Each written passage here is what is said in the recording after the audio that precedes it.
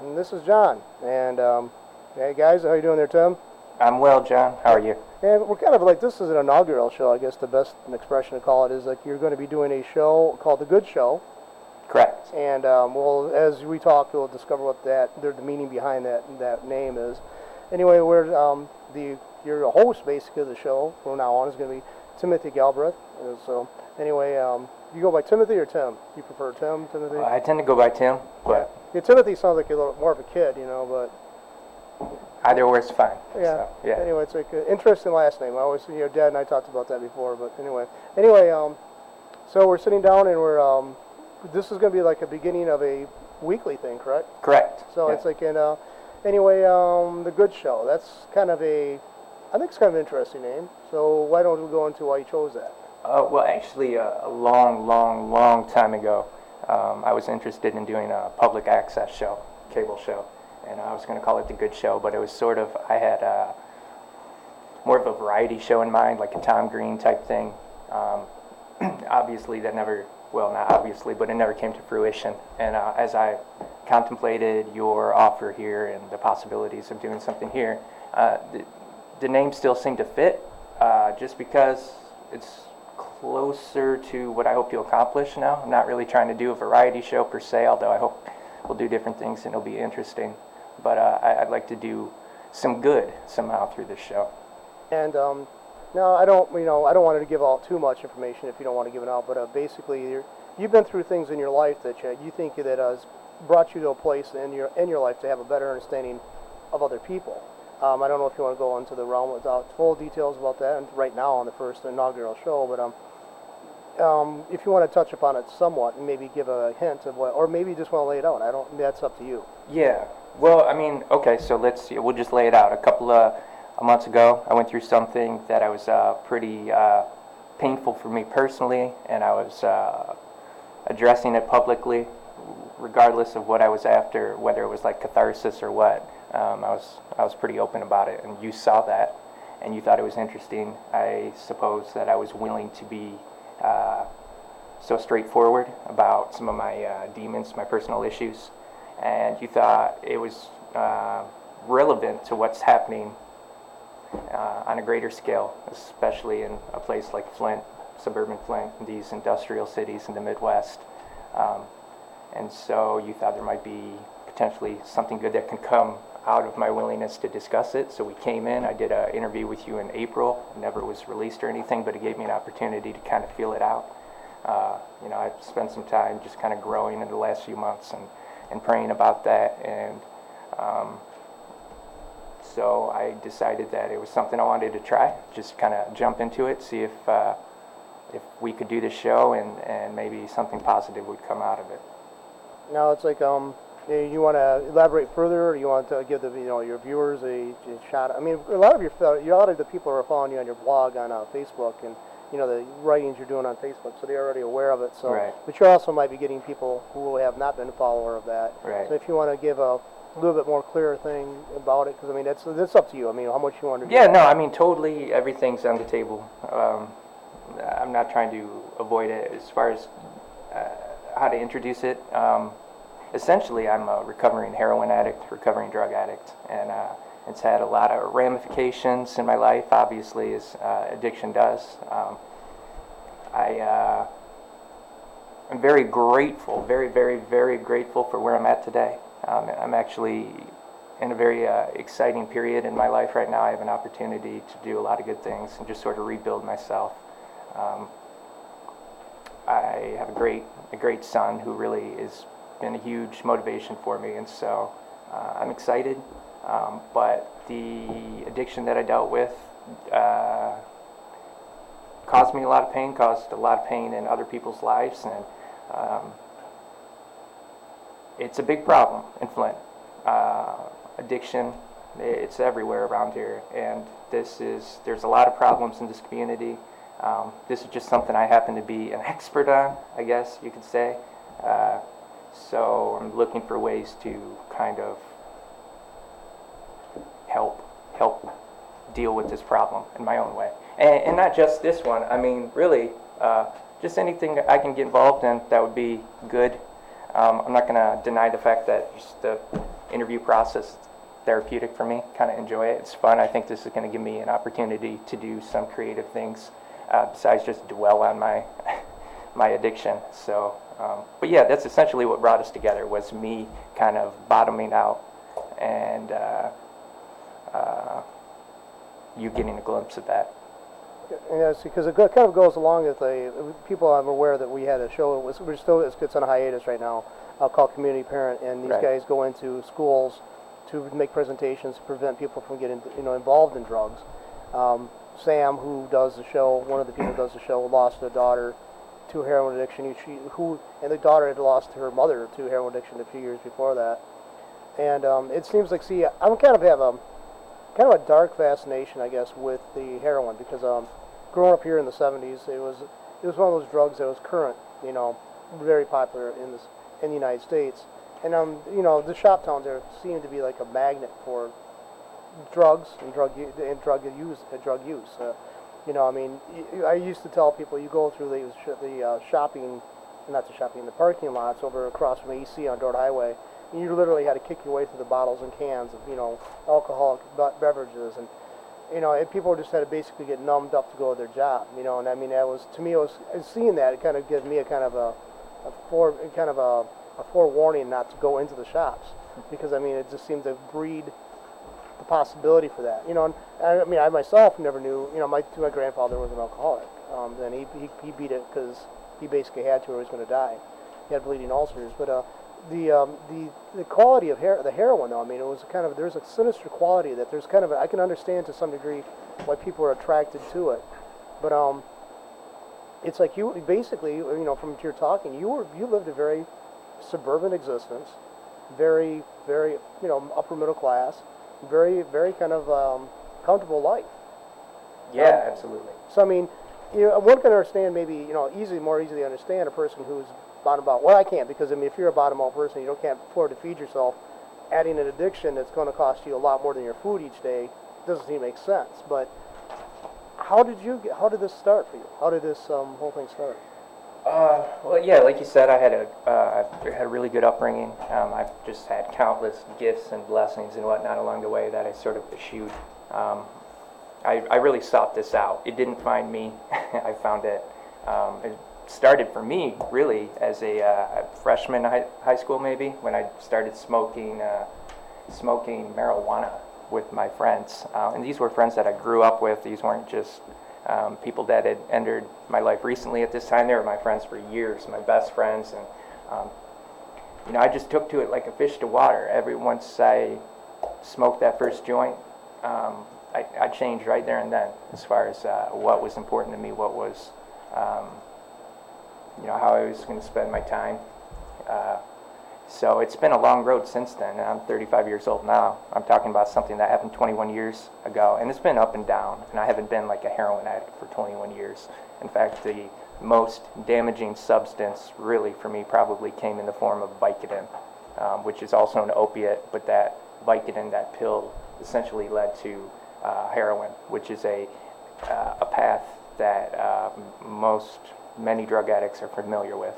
That's kind of the end of the road there.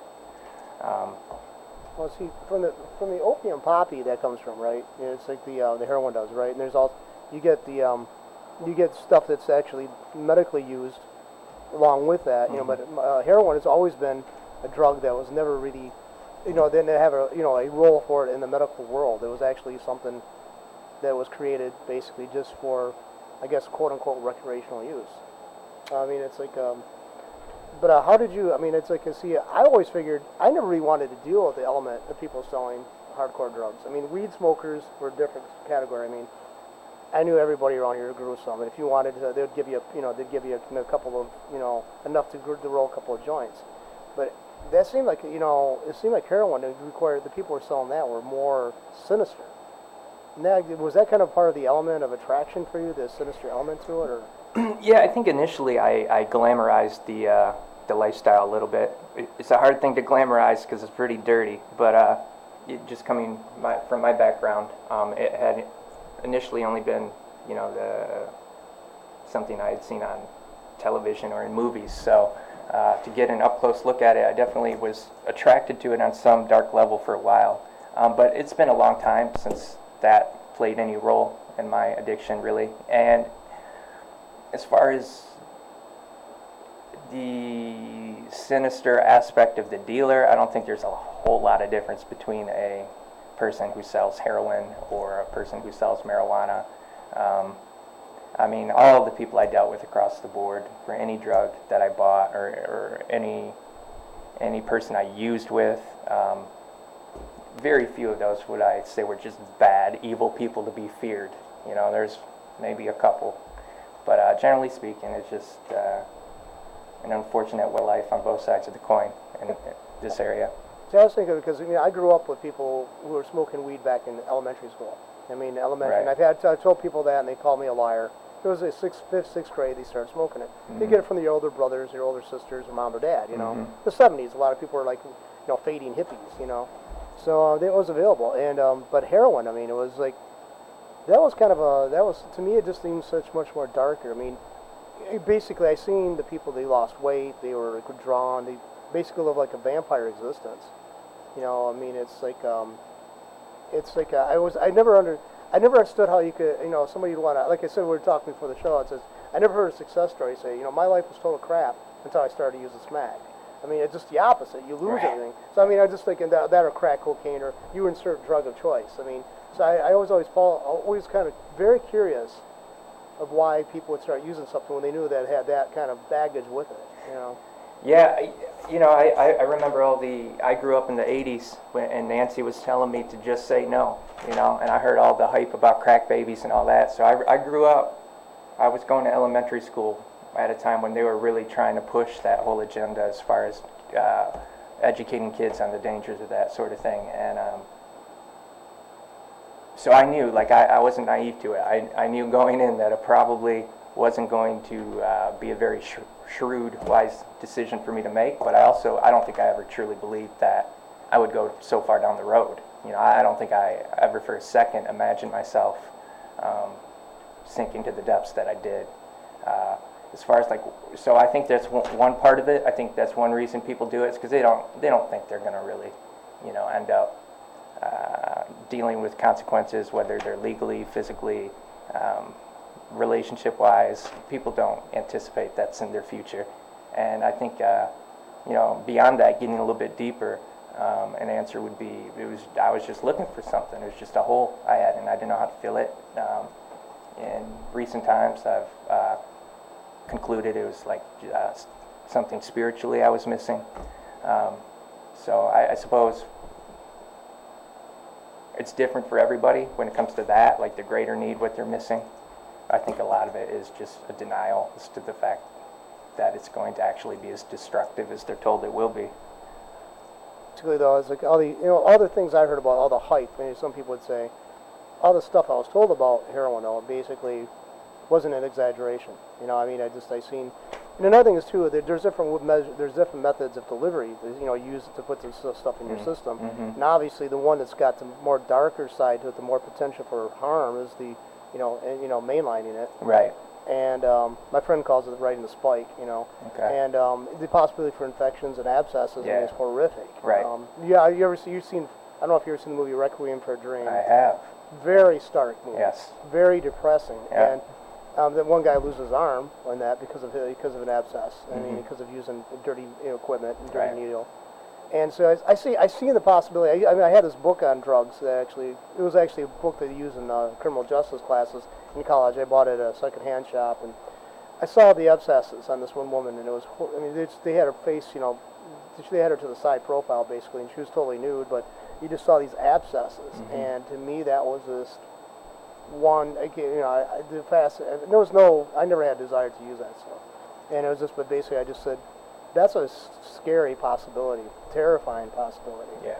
So I mean, but the thing is, ironically, and I'm not advocating heroin use, but I mean, if that was avoided, people can come out of a long-term heroin addiction, like I think Mick Jagger had been a heroin addict, and they actually can live pretty healthy lives after they go through the proper treatment and go through the proper, thing to go through their recovery.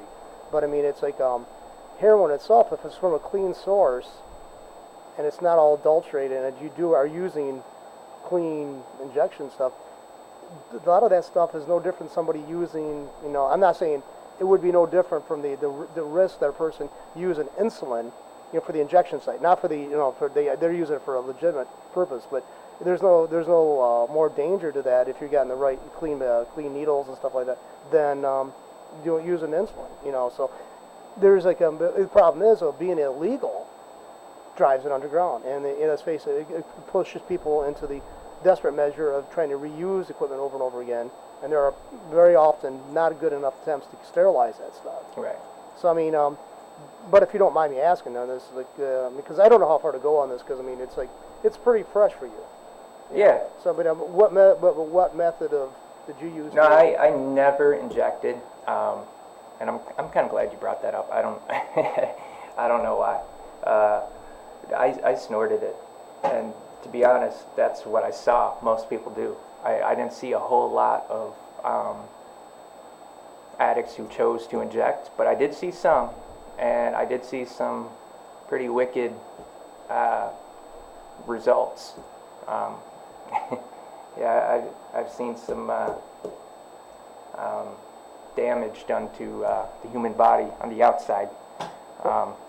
Well, the possibility too. I was talking to a pharmacist because I had a friend of mine who was actually grinding up Dilaudid and snorting that, and I would ask her, he had a legitimate, prescription for it, severe pain and all that stuff, and I asked the pharmacist friend of mine, I said, what would be the purpose for doing that?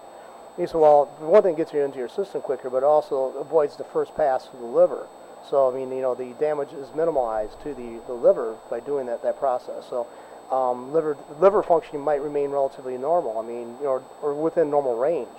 So, have you had liver enzymes tested now during your recovery, or? Yeah, and I'm okay. Luckily, I think maybe the Vicodin, the pills were worse for me potentially than the heroin as far as my liver functioning, just because of all the acetaminophen. I was going to say, acetaminophen, well, you can get that over the counter, and that stuff's, I mean, they've had to just recently readjust the dosage, right? Recommendations, yeah, because it's so bad on the liver, right? And that's like a lot of drugs are compounded. People don't realize a lot of prescription drugs. I know Dilatin is, for use for epilepsy and other seizure disorders. That's a compound drug. Right. There's a lot of elements to it. I think there's phenobarbital or something like that. One of the barbiturates are mixed in with that. Right. So I mean, people don't realize that. And matter of fact, there's one Diplomat Pharmacy here in Flint. I think you specialize in compounding drugs. So but anyway, it's like people don't realize that also that would create almost like a multiple addiction. That kind of a thing, I think, almost like if acetaminophen can be, psychologically, physiologically addictive. Yeah, it's all pretty complicated. I mean, you got psychologically, physically addictive drugs and different combinations and everything they can do. It's like, it's like, so fortunately you were able to avoid a lot of the harmful aspects. Praise God. Yeah, I'm actually physically, that's one of the things I'm grateful for. It's, by the way, it's amazing the consequences I've avoided. Not that I haven't had my share, and I feel just guilt-ridden over some of the pain I've caused other people. But yeah, it's amazing how I've been protected from things I probably shouldn't have been. It's you are very fortunate, very blessed. Whatever you want to term you grasp. I mean, it's like I think lucky is basically kind of too casual. But yeah, anyway, I would agree.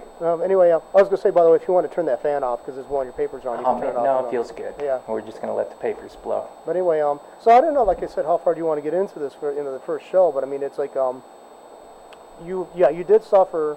People around you suffered, obviously, and, yeah. and were impacted upon greatly by what's going on with you.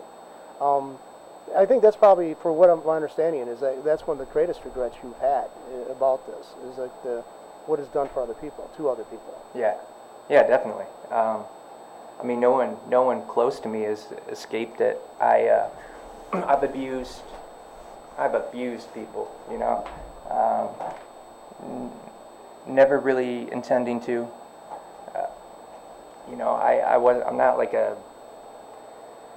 I don't know. An addict can be so manipulative, and I was, and I'm working hard to be truthful today and not game people anymore. But yeah, I really hurt people, and I feel bad about that, and that's one of the hardest things to get over, because again, the consequences to my own life personally I'm blessed that they weren't more severe, so I can deal with them. Sometimes they're frustrating, but I'm pretty excited, actually, pretty motivated to have the opportunity that I do. But when I think about my son, for example, I should have like money stacked up for him, so he could have opportunities when he gets older, whether it's for college or for whatever. I should have been a better provider than I have been, a much, much better provider for him, for my ex-wife. I should have been able to contribute far more to my parents' well-being. I should have just been there for people instead of them needing to be there for me. I'm striving to be someone who can be depended on now, someone whose word is worth something, because that hasn't been the case for a long time. I had a friend who was from online, and she went through a heroin addiction. She was addicted for 3 years. Really, really got in bad shape physically, and her family basically, got her into rehab. They worked hard, and I mean, she had a relapse. She had to go back. And the stories I've heard from what these family, the resilience of this family is an amazing. I mean, I've never met them, but I think if I ever met them face to face, I would get emotionally choked up. Just seeing these people who love this person so much that you had to endure so much. They had to endure so much, and they had to try to go past certain things that she had done to them. Yeah. And they're just extraordinary people. I mean, her recovery is great by itself, but I don't think she would have been able to do it at that point in her life without it was beyond the word expression, strong support system. I mean, it was right. an amazingly right. strong. Yeah, I have that too. I've had that, and thank God for it. I definitely could not do this on my own. I'm getting there. I'm regaining some independence and whatnot, but even today, I definitely depend on others more than I like, just to help me do the right thing. It's well, you basically have to put yourself into a position where you have to answer to other people so you can't so easily justify what you want to do. Yeah. And I think that's accountability. I guess that's part of accountability. Yeah. So now, do you're going to a therapist as well as a counselor for substance abuse? Yeah. I mean, yes and no. I've done everything over the years. I met with a counselor this morning. I'd like to find another one, a psychiatrist, perhaps, in addition to who I'm meeting with. I talk to pastors. I talk to anybody who I trust and I believe has some wisdom and a desire to, point me in the direction that I'd like to go. So yeah, I've done a lot. I've done the whole NA thing, lots of meetings, and I've been inpatient rehab, outpatient rehab. Yeah, I've done all the things that an addict will do to get clean, but it always comes down to being ready to get clean. Now, evidence, some people have recently, when you listen to like TV commercials, and they have substance abuse counseling centers being advertised, they talk about, they kind of they take a shot at 12-step program. This is not a 12-step program. Yeah. But NA is definitely, right. I think it was set up on the same pattern as Alcoholics Anonymous. It was. NA was. Yes. And I see a great deal of success in these programs. Having not gone through it, I don't see the issues. What would be the major one you think that people would have opposition to for, the 12-step programs? Yeah, I don't know. A lot of people have been really hurt by this disease, and so they don't want to acknowledge it being a disease, and they just don't have any interest in hearing about it. And I get that. So I don't really know why anybody would object to a 12-step program or anything that anybody does to try to improve themselves. I would definitely encourage anybody who is struggling with addiction to check NA out. If they haven't yet, I think they should do it. When I feel like I need to go to a meeting, I do. I don't do it as often as I used to, but again, it's like one of those tools that I have. I've made relationships through that group that have really helped a lot. One of the hard things when you're trying to get clean and you first start acknowledging that you're powerless over this and you need help is chances are pretty good you don't know a whole lot of people who can relate. I didn't, and so going to NA, it was really helpful to see and talk with people and hear their stories and know that there were people out there who could identify with what I was struggling with and who didn't judge me, and were there to support me in any way they could. The biggest thing NA did for me, however, personally, is very quick in the 12-step process. It points you to God. It calls it a higher power so that it can remain open to whoever, Muslim, agnostic, Buddhist, Christian. So it's very PC in its description of God. But for me, yeah, it pointed me back to God, and without Him, I wouldn't be able to do any of the things I'm doing.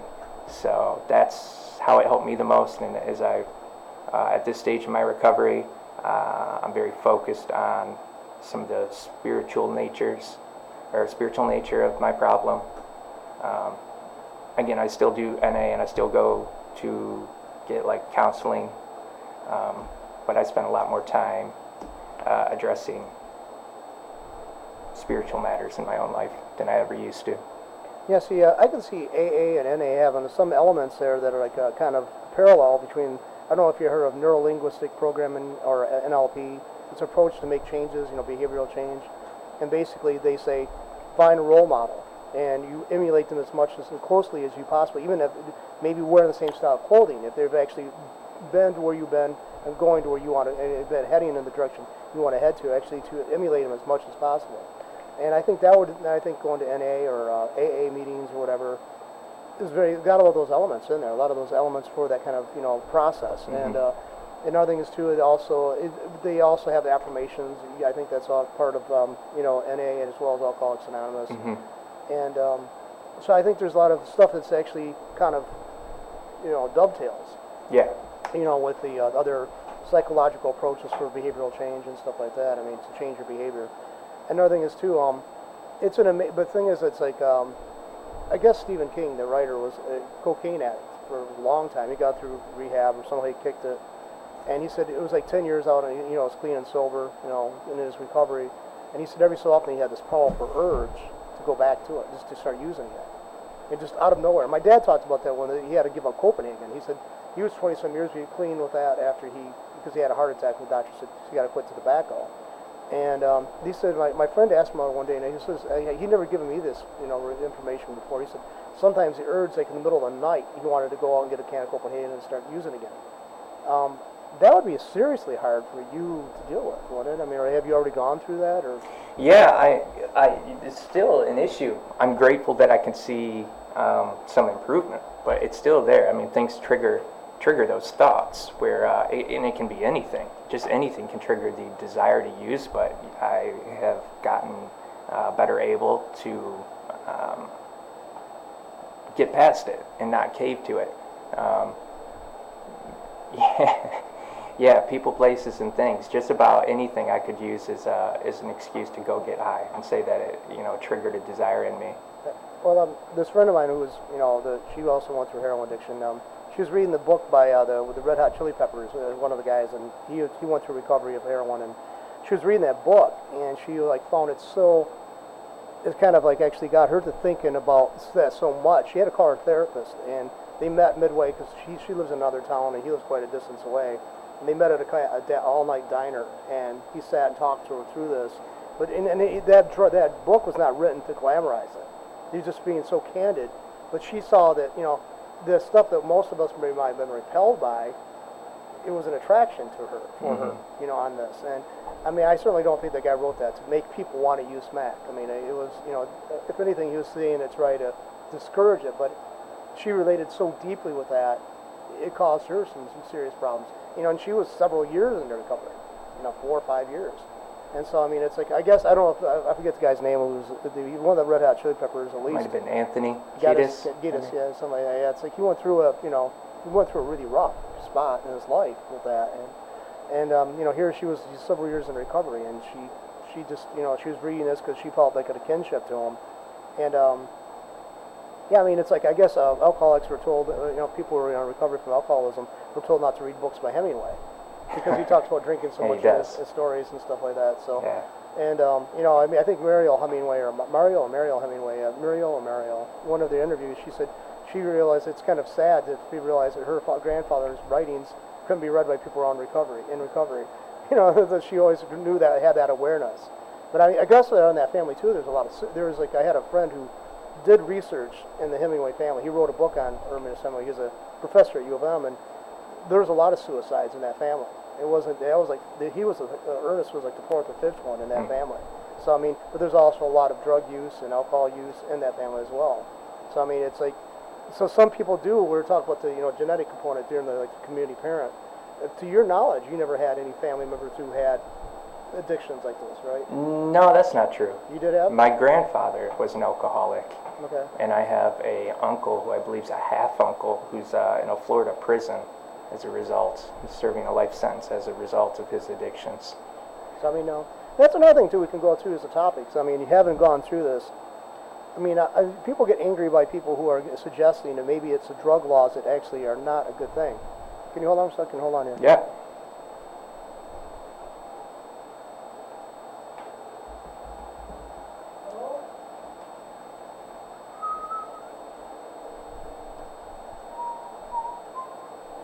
Wish I could whistle, entertain you. I don't know if we're live. If we still are. If I knew we were, I'd be talking about Jay Wood. But I don't know if we are. So I'm learning how all this works. Was I still? Are we still broadcasting? Yeah, I'm still broadcasting. I'm sorry, but that's... I thought somebody drove in the drive. Come to the door. So sorry about that. No, that's okay. That's a good segue. Let me do something real quick, okay? I want to mention Jay Wood, all right? Because I talked to Jay Wood. He's a local tattooist. And I don't have good cue cards yet. I hope to have them. I hope to be able to do this sort of thing more soon. You're totally pro. Can you read this? Should I move forward? You got it. You got it. It's good? Yep. All right, Jay Wood, tattoo artist in downtown Flint on Kearsley Street. I believe it's called Consolidated. Go see him, because I'm going to go see him. I just spoke with him earlier today, and he's going to do a tattoo for me soon that I hope to be able to show you. And also I wanted to say bonjour, Myron. Myron's my friend. He's in France right now, and so I'm wearing a bracelet of his, and I wrote this on my arm for you, Myron. And that was a good opportunity to do that. Yeah, I apologize for that, but it's like if I had one interview from basically hell. I mean, I was getting it was a couple in there talking about their family member got murdered. Okay. And then I had a power outage. So I got that started again after that. I had to reboot everything. And then I had somebody pounding on the door. And the guy who was doing this knew that I was down here doing this interview. And it was like, so to this day, I'm not going to mention the guy's name. I still like to strangle him for that. But anyway, I digress. But anyway, because it was like, he knew that I was in here interviewing this very sensitive subject. Somebody hit one of the utility poles and knocked us off air for like 5 minutes. And then, he's coming pounding on the door wanting to talk about his problems. So I was like, anyway, but it's like, no, I think that, we're talking about the models of maybe approaches to deal with addiction, and some people suggest that maybe we should just legalize drugs. And let's face it, this prohibitionistic attitude's never really worked for anything. What are your thoughts? So do you think they should do away with them? There should be a serious modification in laws, or do you think they should be draconian laws?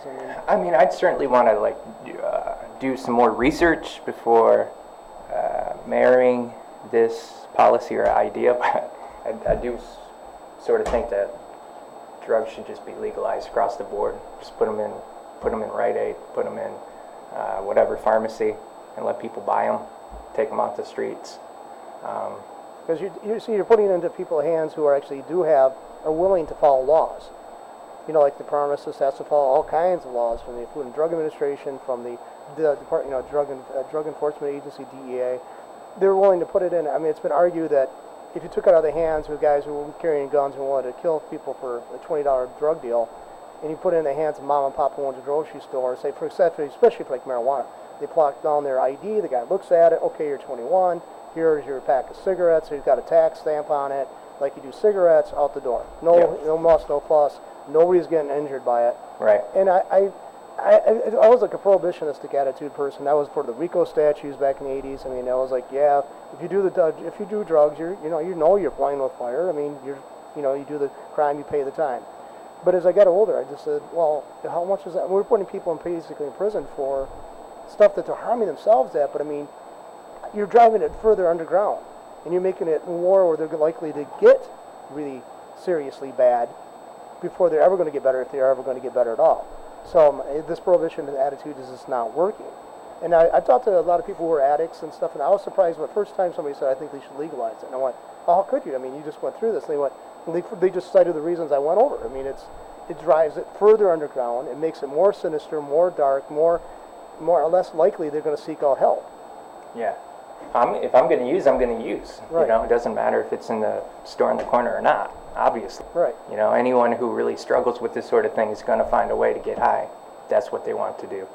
So by taking it off the streets and putting it into a place where we could tax it and monitor it a little bit better, I would think it would cut down on some of the violence and some of the secondary problems that result from addiction, you know, the theft and whatnot. But I could be wrong. Like I said, I don't have a whole bunch of studies at my fingertips. It just seems to be a better solution than what we have right now, where you lock people up for a joint and throw away the key. It's just, you know, that's a whole different discussion.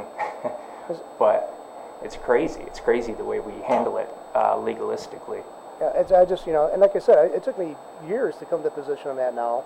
And the thing, as soon as you articulate that you think they should have this totally revamped in the drug laws, you got these antis who are so vehement that they're going to see you as being, you know, this sinister character because you want people to use. And I've never advocated it. I don't see anything beneficial coming from it.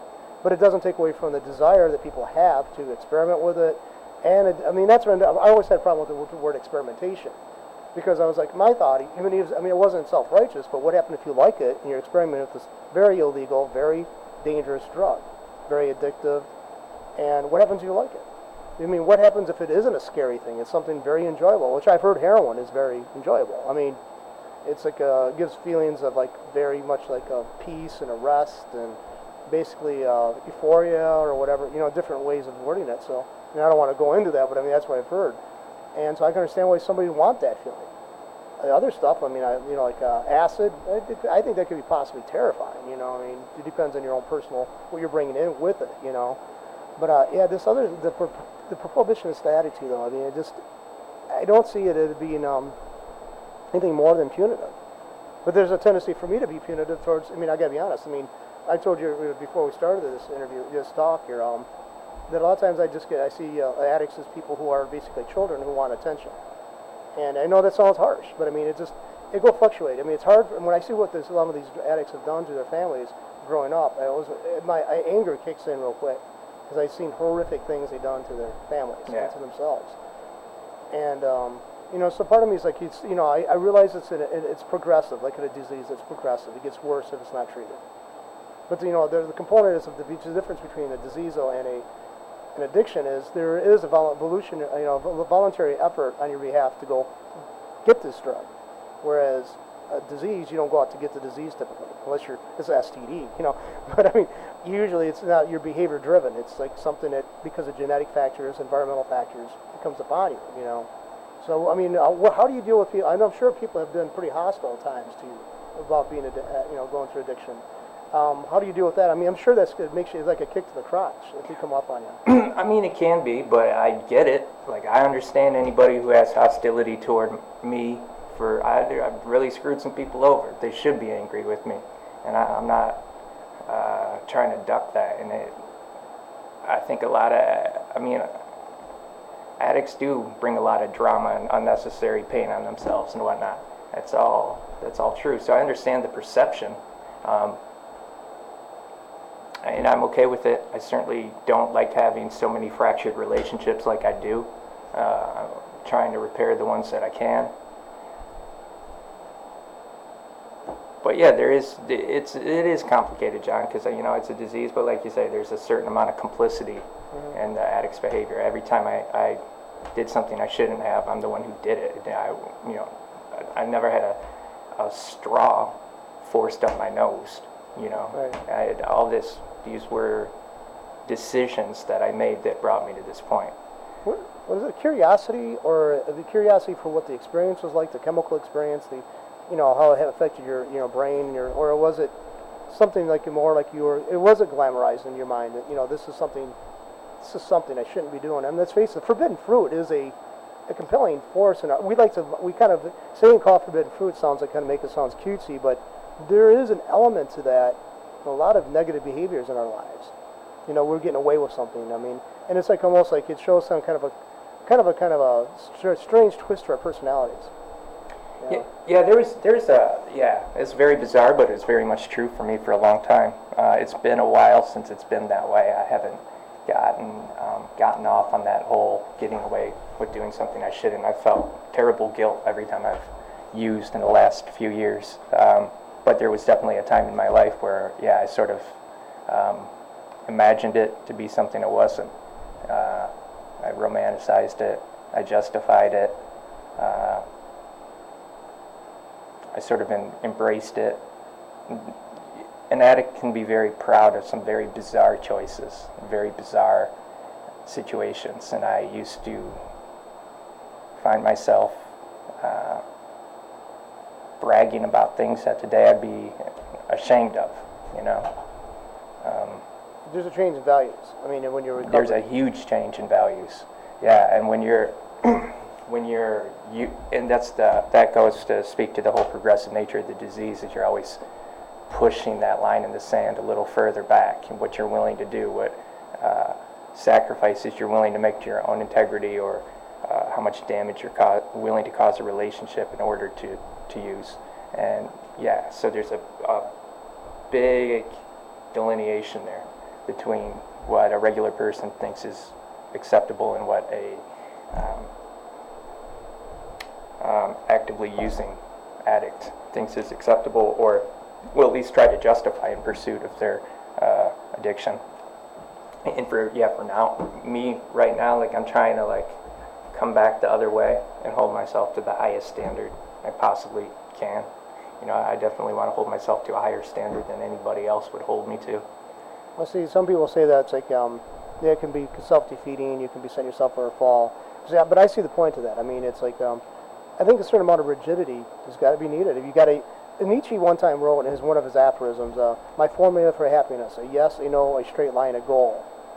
And I think that sums it up very decently, very concisely. I don't know what that means. Which is, you got to have a goal in life. To have a yes and no, you got to be a yay sayer, or a yay sayer or naysayer to certain things, and that gives you, it's a straight line and then a goal. I mean, you basically got to create your value, what you value. You got to create the priorities that you're following in life, and that's what I'm saying is like, I think that's a very straightforward way of looking at things. You got to be focused. And that's why I take it. You got to be focused, and I mean, there's a lot of distractions out there. I mean, and plus, do you ever had anybody give you, like, nothing even related to you, or had an issue with you when you're going through your addiction and you're using other people? Did you ever anybody who was just totally not connected to that, just go off on you just like a blistering attack? Did you ever have any of that yet? Yeah, I was surprised by how much of that I dealt with. Where like people who I never wronged at all. But when I opened up about some of what I was doing, just went off on me. And I was like, I'm copying to the fact that I lied to people and I did these shameful things, but I didn't do them to you. Why are you so upset? And I got hammered by a few people.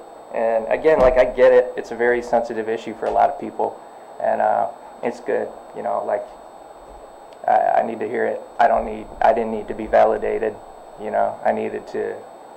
Yeah, like I wanted that. I still kind of want that. Yeah, because some people, some people go off so self-righteously. I mean, I'm looking at, I would say, well, what's the skin off your butt? It happened to my family, it happened to me.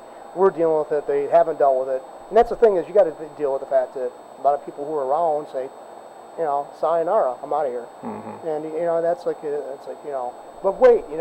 But no, they've had their full. They don't want to be around it. Done. So, I mean, and that's the hard part. I mean, it's like, forgiveness is not something that you're guaranteed. I mean, and it's like a lot of times people forgive you, but they move on without you. They don't want to axe grind. They don't have any issues with you. They don't wish you harm, but they just got to go into self-preservation mode. Yes. So I mean, but anyway, like, we're gonna try to wrap this up for today, but anyway, definitely we got to continue. Plus, we're gonna, in the future shows, I think we talked about, you're gonna have other people in here with you. Yeah, totally. And this is like, I know it's a cliched thing to say that, if I could just save one child, or I could just help one person, but it's true. Like, I don't know how, but I do want to help people. I'd love to help an addict. I'd love to help someone who loves an addict and is struggling. And It doesn't even have to be drug-related drama. Like anything we can do, I think coming forward, that just anything we can do good in Flint, I think we want to have an eye on, and we'll see what comes of it. I know it's going to be a slightly different show next week. Yep. We're going to get more into that kind of stuff, but it was good to kind of lay the foundation, talk to you, John, and just kind of give people an idea of why we're doing what we're doing. So anyway, we'll talk to you next week, and thank you very much for deciding to do this program with us and these continuing shows with us. So thank you again. Yes, sir. Thank you, John.